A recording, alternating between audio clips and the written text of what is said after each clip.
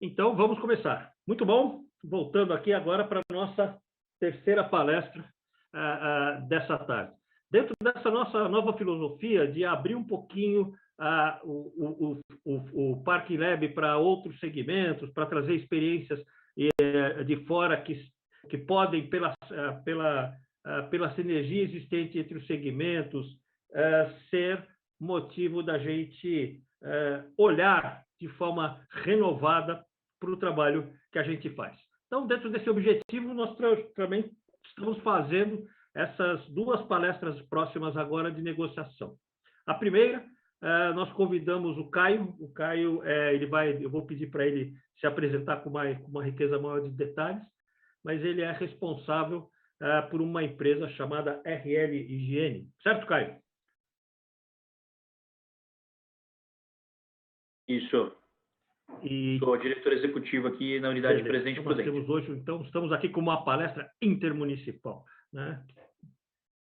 Por todos os cantos do Brasil.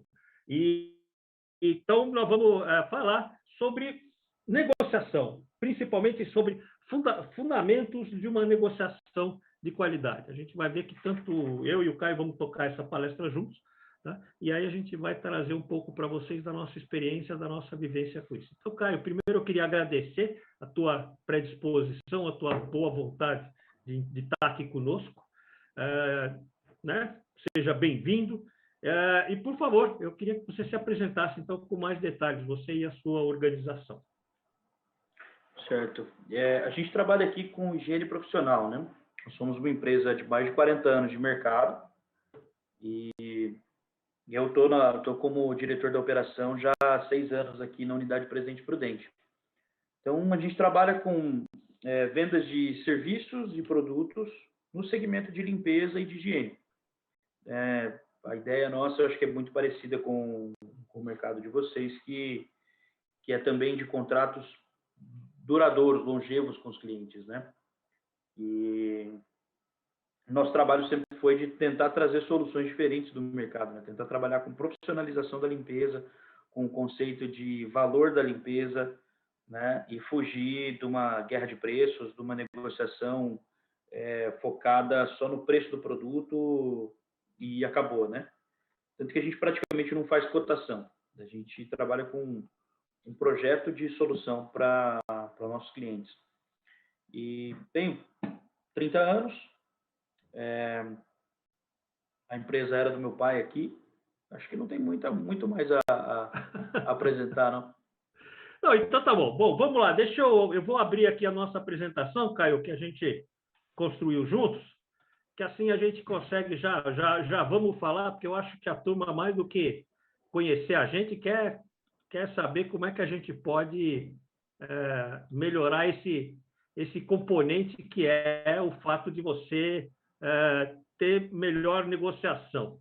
Eu acho que tem uma coisa importante aqui que normalmente, quando eu falo de negociação, eu costumo abrir, que é o fato de que negociação não é simplesmente só negociação de compra e venda, mas é também de outras coisas. Eu botei aqui nas nossas discussões, a gente foi levantando, né? Mas, por exemplo, eu como negociador, logicamente, vendo os serviços daqui da estacionamentoria, então faço muita negociação de vendas, mas numa organização de um evento como esse, nós temos também bastante negociação no sentido de convencer as pessoas a virem participar, de trabalhar com eles o alinhamento das ideias no que diz respeito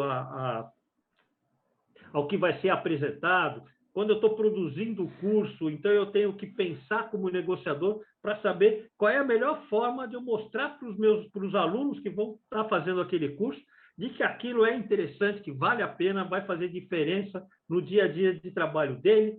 E, além disso, também faço treinamento, técnicas de negociação, como um curso que a gente normalmente faz.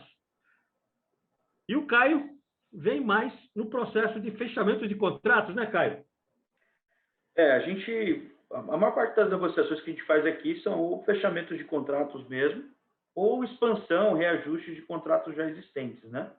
Uhum. Eu normalmente não sou responsável pelas compras e aquisições de de novas soluções para a empresa, né? A gente tem um departamento que já faz isso. Mas, às vezes, tem essas negociações também que a gente está do outro lado da mesa, né? Do lado como comprador também. Legal. Eu acho que aqui tem uma informação importante, que é a seguinte: nós, quando a gente fala de momento de negociação, normalmente o pessoal, quando a gente começa a falar de negociação, o pessoal fala, poxa, mas quais são as técnicas numa reunião?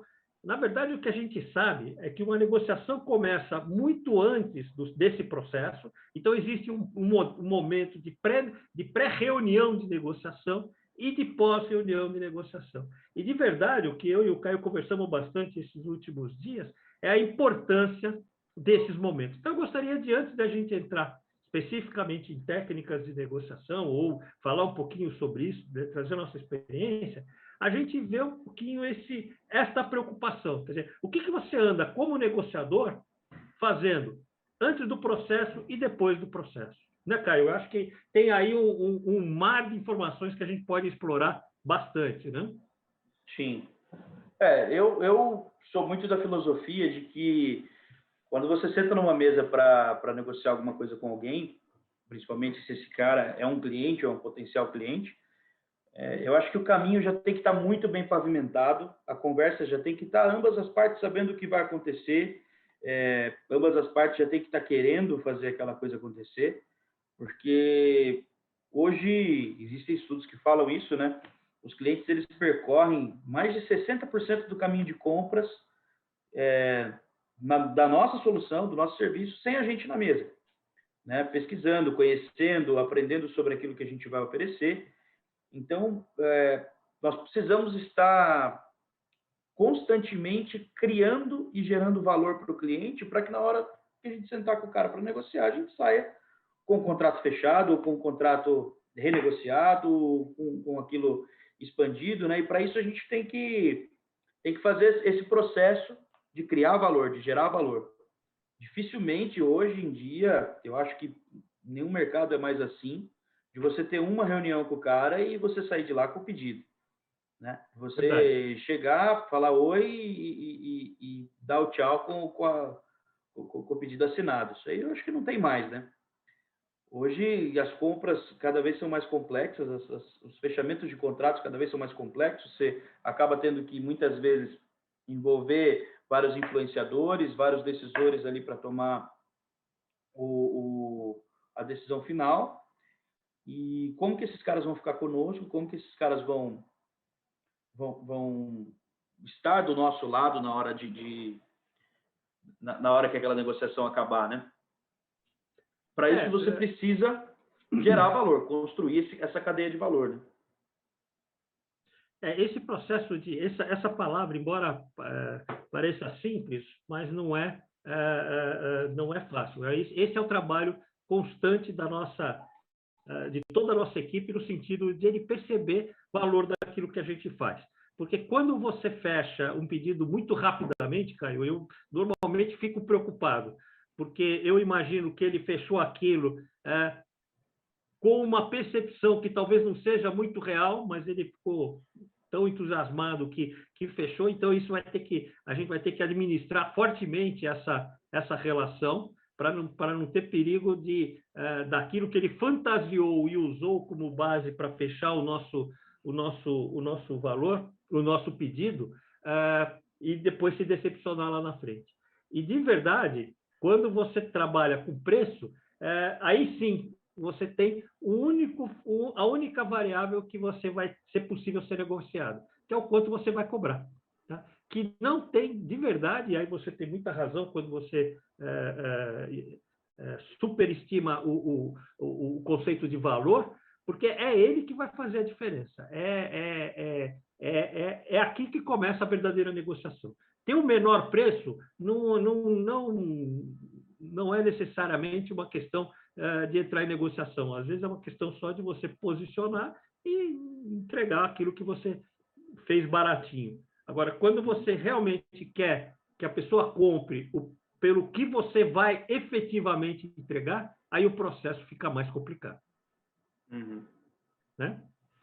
Então, na verdade, o que a gente quer mostrar aqui é o seguinte: uma negociação começa muito antes do sentar na mesa. Uma negociação vai passar por vários componentes e você saber isso é importante. Aqui eu acho que você deu uma informação, Caio, que é muito legal, que é 60% do processo de negociação ocorre antes do cara sentar contigo. Ele vai pesquisar, ele vai conversar com os amigos deles, ele vai procurar teu cliente, ele vai ver a tua evolução dentro do mercado. E hoje em dia essas informações estão aí, né? Não só pela relação, se você tem contrato já com ele, pela tua relação com ele, mas pela tua relação com todos os outros contratantes que você teve durante o teu relacionamento com ele, né? Uhum, sim. Eu acho uma prática muito legal de se fazer quando você tem um contrato. Às vezes você tem contrato de 1 ano, 2 anos, que você vai renovar por mais 1, 2. E eu imagino que no segmento de vocês, essa é a realidade, né? A pessoa, cara, num shopping, um supermercado, não troca de gestão de estacionamento todo ano, né? Até porque você precisa de uma relação de confiança, você precisa de provavelmente entregar muitos requisitos ali. Então, uma coisa que eu acho fundamental para você garantir que um cliente seja seu cliente, continue sendo seu cliente por um bom tempo, é você, depois de fechar negócio e depois de começar a entregar o serviço para ele, você continuar gerando um valor que talvez ele mesmo não estava esperando. A gente chama isso de você entregar mais do que o cara está querendo, né? Over delivery. Então, uma coisa que eu acho muito, eu faço muito isso aqui. Eu tenho um cliente que ele é meu cliente, eu entendo que esse cara tem que ser meu cliente para a vida inteira. Lógico que sempre acaba acontecendo, né? Mas eu tenho clientes aqui de 6 anos, tenho cliente aqui de 8 anos que são clientes. Como que a gente faz para dar um jeito de reter esses caras, para que sempre que a gente vai renovar, a gente consiga reajustar o valor do contrato, sem ter aquele leilão de preço, aquela tomada. A maior parte dos contratos que eu renegocio, o cara não vai para o mercado procurar outros concorrentes para ver quem vai fazer a mesma coisa que eu. Por quê? Porque você precisa, depois de ter esse cliente com você, você precisa se diferenciar, se destacar de alguma maneira, para você criar esse vínculo de confiança, ele entender que aquilo que ele está comprando com você, e no caso de vocês é um serviço ali, aquilo é diferente, talvez ele não tenha isso. Talvez se ele arriscar, ele vai perder demais. Então, eu faço reuniões trimestrais com o principal decisor do meu contrato. Então, eu tenho um contrato da curva A ou B ali dos meus clientes, o principal decisor eu estou com ele a cada 3 meses, mostrando algumas coisas que a gente fez por ele nesses últimos 3 meses, para sempre deixar vivo nesse cara o quanto eu estou fazendo por ele, independente daquilo que ele está me pagando. Porque eu acho que, pelo menos para mim, no meu negócio, o cara não percebe que ele está pagando a minha nota. O cara não percebe o que a gente está fazendo. Eu trabalho com limpeza. Então, dentro do supermercado, que são clientes de vocês, que são clientes meus também, eu trabalho com a higienização dos açougues, das padarias, dos departamentos de frios, dos restaurantes, com a limpeza do piso. É um custo que o cara não enxerga. Se eu não mostrar para ele, quer dizer, ele enxerga o custo, ele não enxerga tudo que acontece ali, né? É um negócio que ele joga fora. Até porque você trabalha à noite, né? E na maioria dos casos, né? Quer dizer, quando ele não está lá, né? Sim, é um produto que ele joga fora, é um produto que vai para o ralo que eu vendo, né? Então, como que eu consigo me diferenciar do meu concorrente, gerar valor e não fazer com que ele compre isso no bid, né? Naquela cotação com 300 outras empresas e o mais barato vence. Então, cada 3 meses, eu mostro para o cara que eu fiz algumas coisas para ele que talvez outra pessoa... E ele vai ficar com aquilo. Porra, talvez outro cara não faria isso daí que esse moleque está fazendo, né? E existem indicadores que a gente pode gerar, no caso de vocês de estacionamento mesmo, indicadores que você pode gerar para o seu cliente que talvez ele não tenha. Né? Você trazer informações para o cara como fluxo de pessoas, qual que é por exemplo, qual que são os horários em que esses caras têm maior número de pessoas entrando ou saindo das lojas, aquilo que é automatizado, talvez para ter pesquisa de satisfação dos próprios clientes com o atendimento da loja, qual o índice de acidentes dentro do estacionamento devido à sinalização, e aí você vai colocar como devido à sinalização que você oferece, devido à boa gestão, à limpeza que você faz ali, né? E você pode levar esses indicadores trimestralmente, com uma reunião de 15, 20, 30, 40 minutos com o cara, e aí vai do relacionamento que você vai construindo. Esse cara deixa de ser só um cara que recebe um serviço lá fora, mas consegue enxergar uma inteligência, uma diferenciação dentro do seu serviço ali dentro, né? E aí ele começa a ter uma relação de confiança mesmo e, pô, esse cara aqui, a cada 3 meses, ele me mostra que o índice de acidentes no meu estacionamento, ou o índice de alguma coisa, que eu não sei o que são as coisas que se medem nos estacionamentos, eu só sou barbeiro pra cacete, mais ou menos eu estaciono meu carro, mas só isso que eu faço. Mas eu não sei quais são os índices que dá pra gente tirar, mas tem muita coisa que dá para mostrar, né? Todo mercado tem que pensar, todo segmento tem que pensar o que eu vou mostrar para o meu cliente que vai diferenciar ele. E aí você chega com o cara, durante o ano, você fez 4 reuniões de reavaliação do negócio com ele. Alinhou as expectativas, o cara falou na primeira reunião, pô, eu queria que vocês... Eu nem sei se isso está dentro do serviço de vocês, mas da gestão do estacionamento. Pô, eu queria que esse estacionamento tivesse mais bem sinalizado. E aí, no outro trimestre, você falou, ó, lembra que você falou que sinalização, a gente já fez um plano de ação assim, assim, assado. Aí, mas eu queria que essas folhas não tivessem ali, eu não sei se entra no escopo, mas eu atendo um shopping aqui que o gestor do estacionamento, ele tem que entregar o estacionamento limpo, por exemplo. Inclusive, orçaram conosco fazer um tratamento de piso do estacionamento e tal, porque o shopping estava pressionando para isso. Então, é uma coisa, o cara, você tem reuniões constantes, o cara não vai te pôr na parede com um e-mail, né? O cara não vai pôr na parede com alguém metendo o famoso louco ali, porque precisa mudar as coisas, precisa melhorar as coisas. Não, ele sabe que ele vai ter esse contato com você e você já vai mostrando as ações, trimestralmente você vai mostrando as mudanças que você vai fazendo, as melhorias que você vai fazendo, o valor que você vai agregando. Chega no final do contrato, depois de 12 meses, fala, preciso reajustar 5%, 10%, não sei qual índice que vocês costumam aplicar. O cara vai falar, não dá, tá apertado, tal. Falou, mas peraí, a gente está mostrando o ano inteiro. O volume de pessoas que tá entrando na sua loja está aumentando, tal. A gente fez isso que foi solicitação, tivemos um feedback super positivo com relação a isso. Olha o índice de acidentes, olha o índice de carro riscado, ou sei lá. O cara, o que ele vai falar? Não, vocês não estão entregando o que eu peço? Vocês não estão atendendo as minhas expectativas? Você ficou o ano inteiro com o cara, alinhando expectativas, acertando a mão no serviço que você está prestando, né?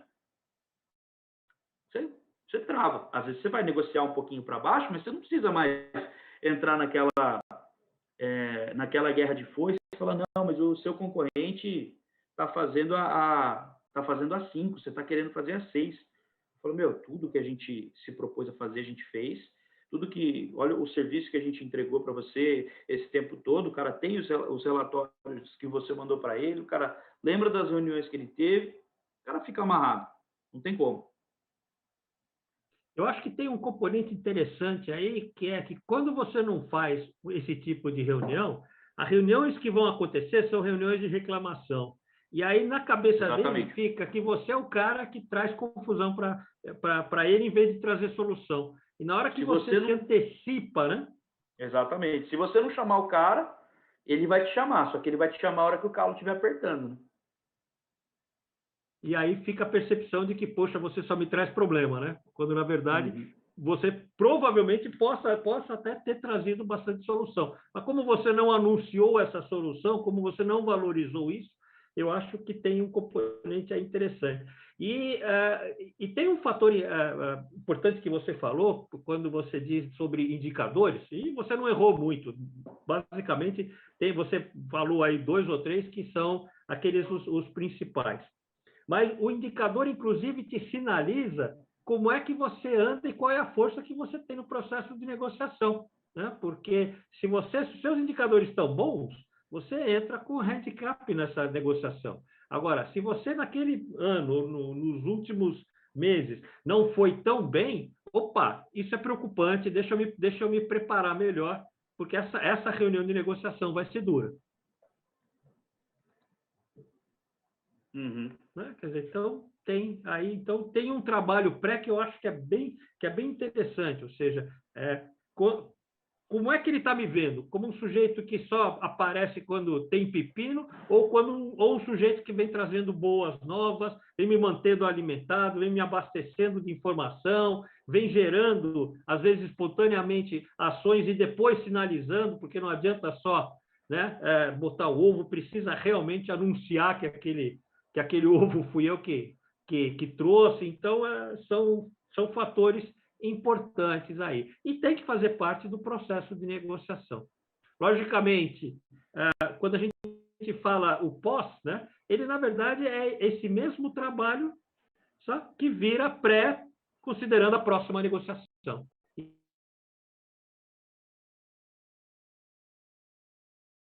A preocupação no sentido de leve a boa nova, seja alguém que traz também boas notícias para o teu cliente, é fundamental. E eu acho que na área de prestação de serviço isso é importantíssimo, porque eu não sei, eu imagino que você tenha também muitos concorrentes, e o estacionamento normalmente tem uma quantidade razoável de concorrentes também, não é um mercado que você diz, tem lá uns 3 ou 4, não, tem sempre um bando de gente. E como prestação de serviço, todo preço é possível, né? Por mais maluco que seja, o preço baixo vai aparecer. Então, se você não quer entrar nessa disputa de uma forma só como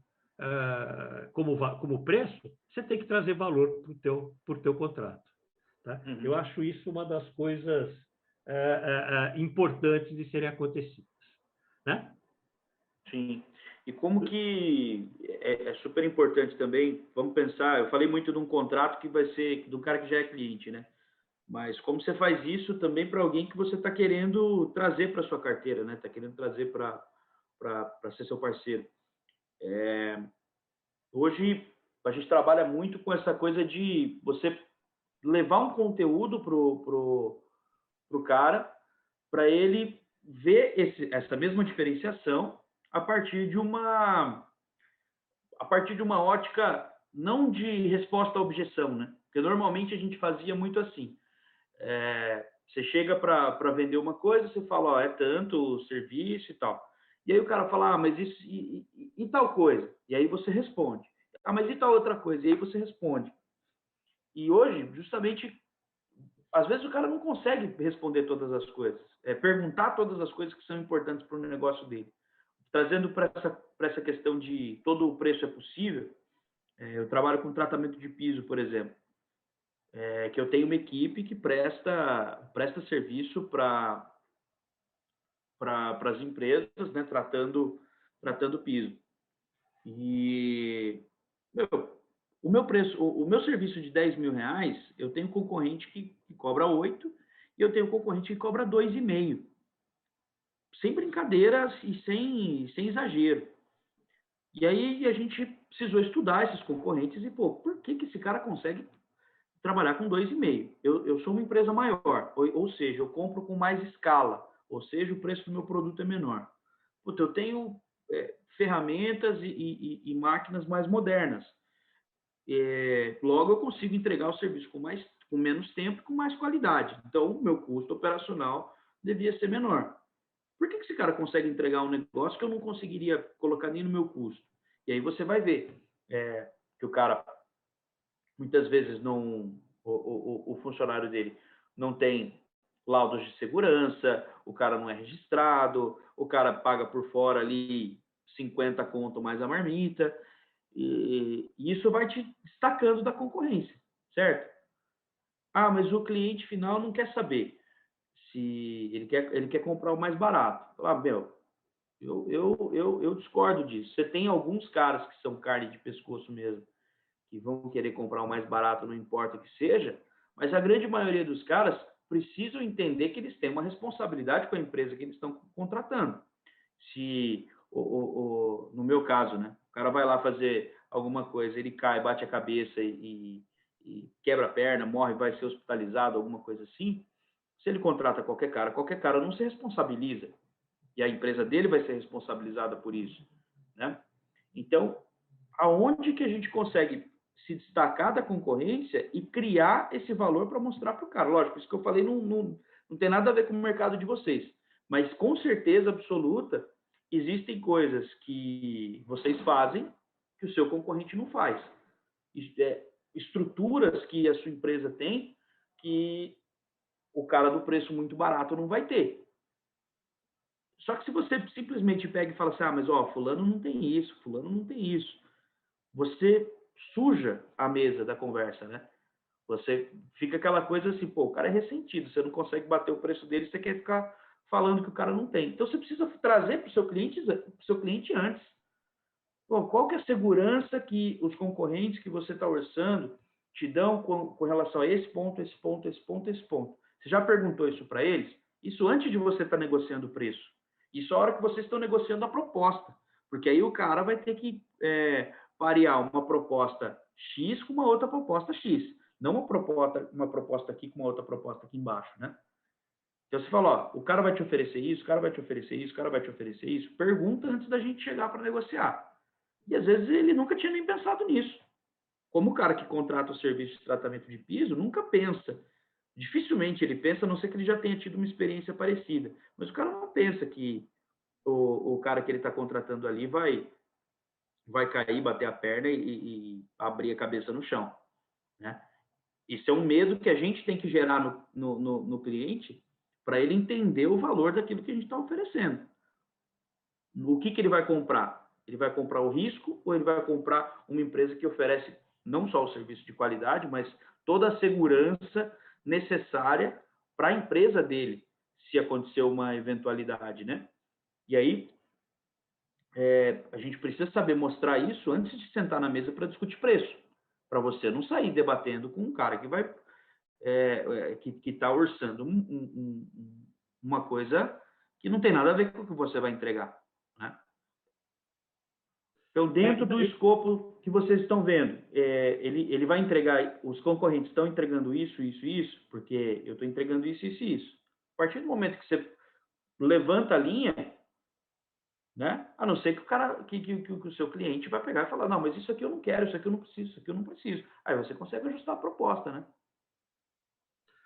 Sempre vai ter quem vai comprar o preço menor, mas o que eu vejo hoje em dia é que isso não é o mais comum. Embora você tenha uma coisa que é importante aí, Caio, assim como você, a gente também tem todos esses tipos de concorrentes. Quer dizer, o sujeito que entra lá oferece um preço razoável para a gestão do estacionamento ou para fornecimento de mão de obra, e outro que vai jogar lá embaixo. E a diferença, às vezes, é tão gritante que não tem jeito, quer dizer, tem alguma coisa que esse cara não está fazendo. E aí entram exatamente nesses conteúdos que você falou. Ou é falta de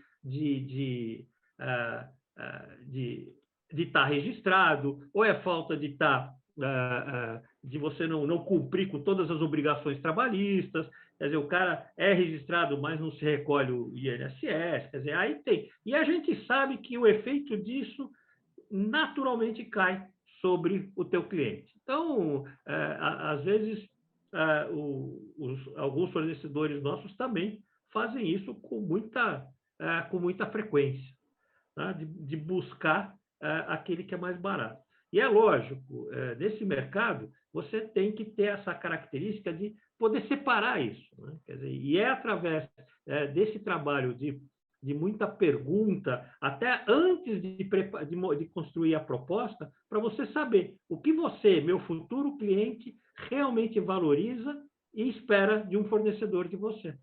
Porque às vezes o que o cara espera é o menor preço. Bom, se você está querendo comprar o menor preço, desculpe, eu não vou conseguir te atender, que por mais que eu diminua, ainda vou estar distante daquele sujeito que a gente não está fornecendo isso. E aí tem um efeito interessante, Caio, que eu observo, isso no mercado de consultoria é muito comum, que toda vez que o cara compra o menor preço, ele volta para conversar com você depois.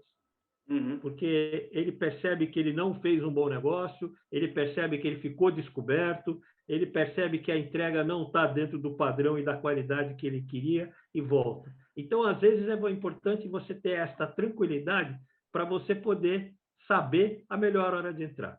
Né? Uma das coisas que eu vejo que as pessoas não fazem com muita frequência quando entram numa negociação é qual é o meu preço de saída, ou o meu preço de que eu vou parar de negociar e abandonar essa negociação.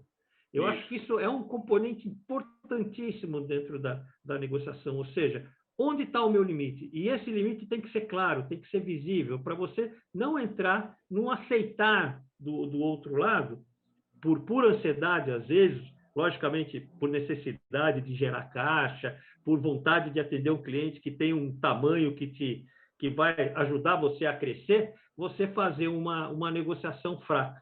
Né? E aí você não ter como depois segurar isso. Então, é muito comum, ou é comum, situações do tipo do fornecedor de estacionamento devolver o contrato dizendo, olha, eu estou perdendo dinheiro. Eu não consigo sustentar essa minha proposta. Então, isso acontece com alguma frequência. Tanto por ignorância, né? Às vezes o cara está entrando no segmento, mas principalmente por uma vontade de atender aquele cliente, por ter um cliente de um tamanho maior no portfólio dele, e ele vai, então, e gera essa confusão. Então, uma das coisas que eu acho que é muito importante quando você entra numa negociação é qual é o seu ponto ideal, logicamente, né? E daí o importante nesse momento é trabalhar com faixas, e qual é o ponto em que você vai abandonar essa negociação. Porque né, até que ponto vale você trocar dinheiro, né? Sim.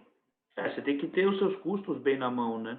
Na hora de negociar, até para você poder, às vezes, ajustar essa proposta. Não sei se isso é comum, mas às vezes você consegue ajustar uma proposta que você está negociando para entregar menos para o cliente, Perfeito. mas para não perder, né? Lógico, eu vejo isso. Eu acho que assim o desconto tem que ser relativamente pequeno, baixo, porque né, você tem que transmitir para o teu cliente também que o seu preço é um preço justo, que não tem nenhum absurdo ali, que você vai poder abrir mão de 30% porque ele pediu, e sem isso interferir com a qualidade da tua entrega. E você dizer para ele, então, ok, você precisa, não, olha, eu preciso diminuir. Legal. Então, o que eu posso não fornecer ou fornecer de uma forma diferente, de tal maneira que eu compatibilizo a minha entrega com a tua demanda. Tá? Eu acho que aí fica, inclusive, mais honesto da tua parte, porque você vai criar um posicionamento onde você vai poder assumir aquele compromisso, né? Gerar aquele compromisso. E a gente tem que pensar que assim é natural que toda vez que houver uma renovação, o outro lado vai querer melhorar a posição dele. Sim. Né? E se você não tem se o sujeito não tem uma percepção de valor, a única coisa que ele vai poder usar para melhorar a posição dele é preço.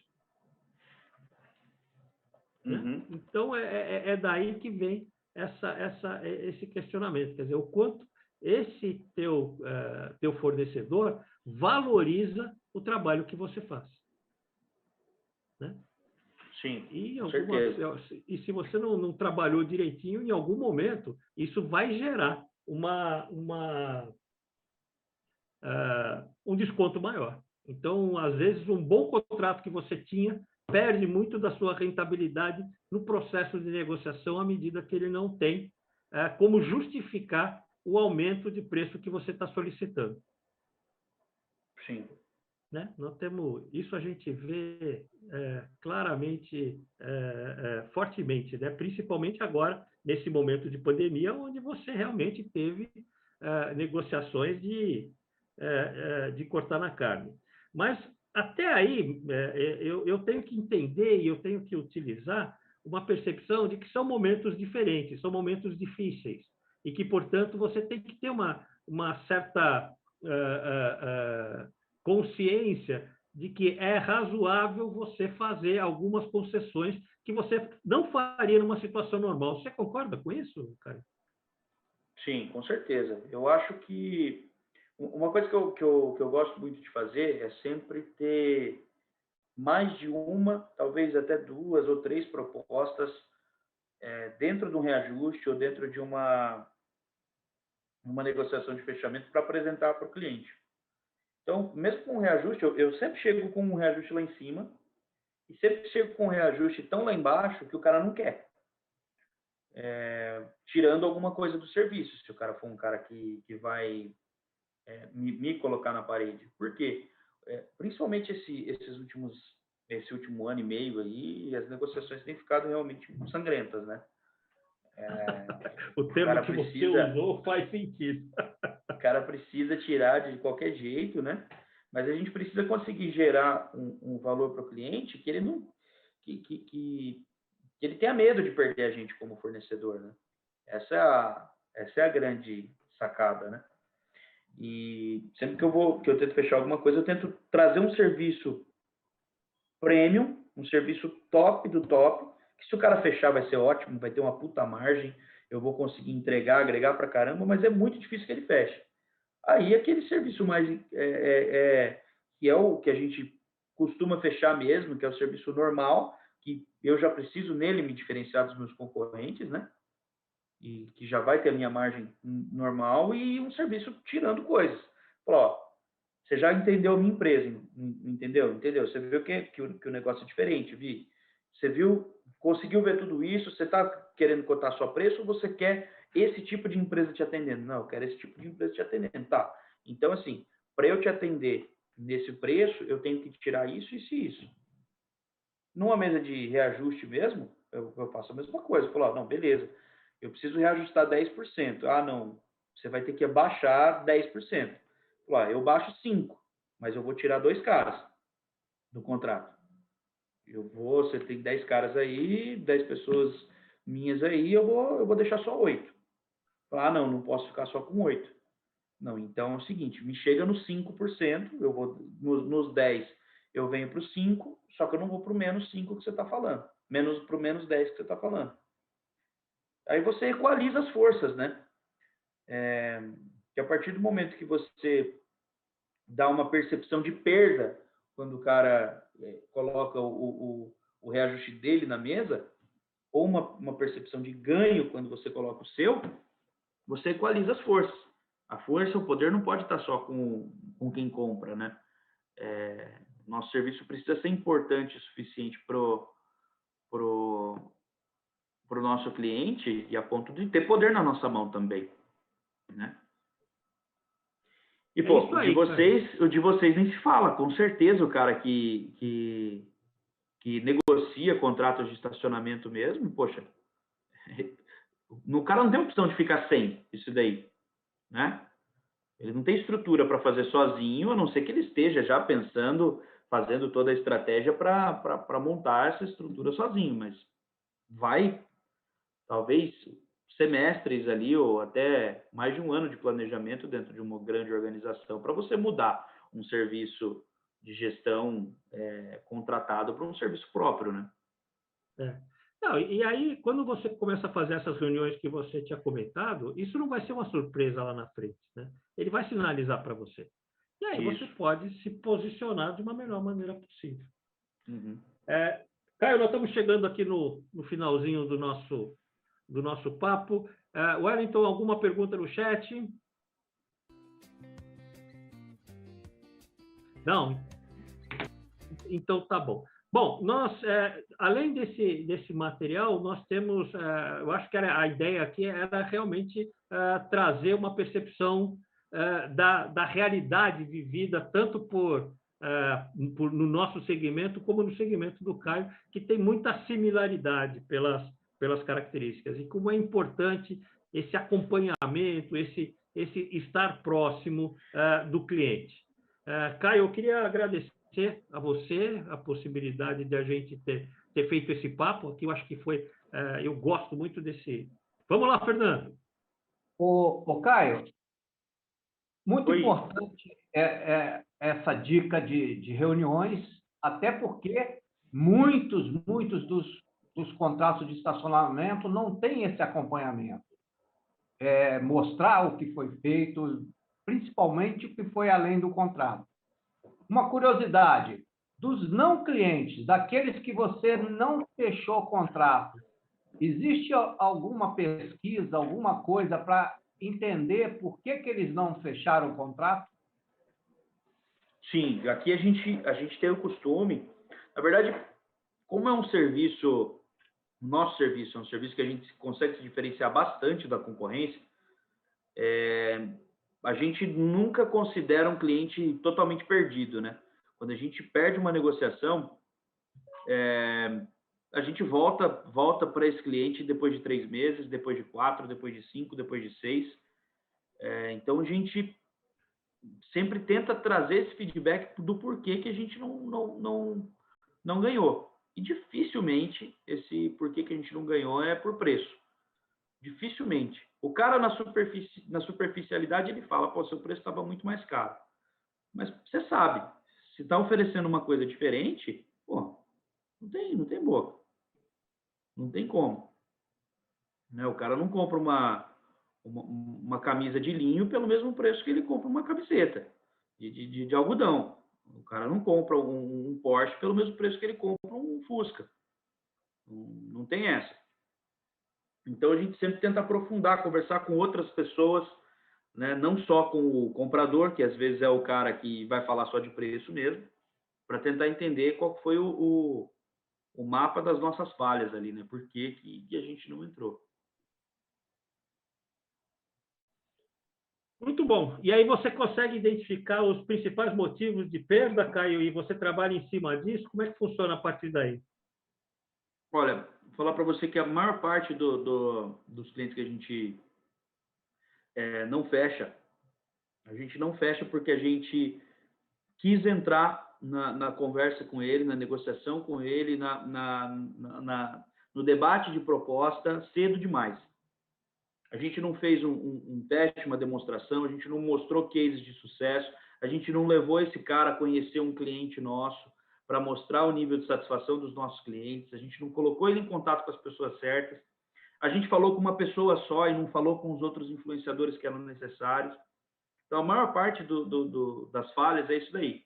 Ah, eu falei só com o comprador. Pô, o comprador, no nosso mercado, a gente sabe que não é o cara que enxerga o nosso valor. Então, eu fui num supermercado para fechar o negócio, fechei só pelo compras. Não vai rolar.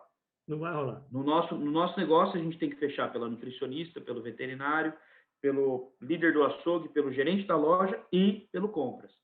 Mas o compras é um dos caras, não pode ser só com ele.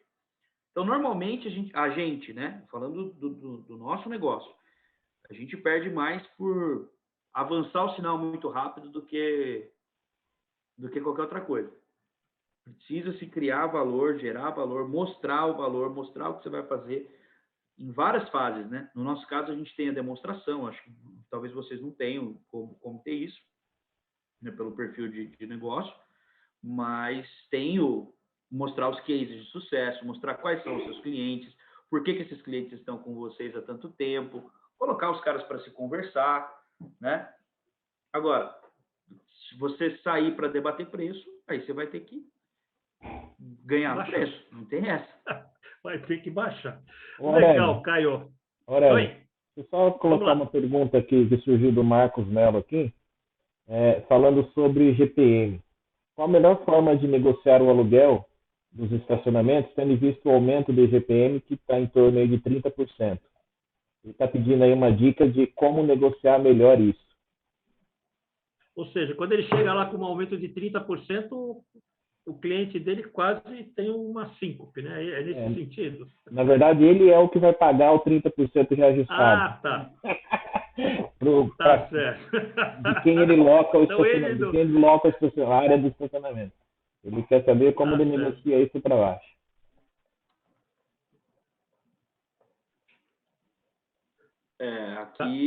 Aqui eu consegui renegociar todos os nossos contratos aqui pelo IPCA. A gente tem 3 barracões aqui, eu consegui negociar todos, inclusive da minha casa, que eu moro numa casa alugada também, pelo IPCA, mas não sei se regionalmente Essa o tem IGPM sido- ficou. Os nossos a gente também mudou para GPA, os nossos também. Essa é uma prática que o mercado, que o e IGPM já não reflete a realidade do mercado, nem que inquestionável a característica de valorização ou desvalorização da nossa moeda, mas olhando o mercado como um todo, ou seja, a grande maioria das pessoas tem recusado os aumentos de IGPM Uhum.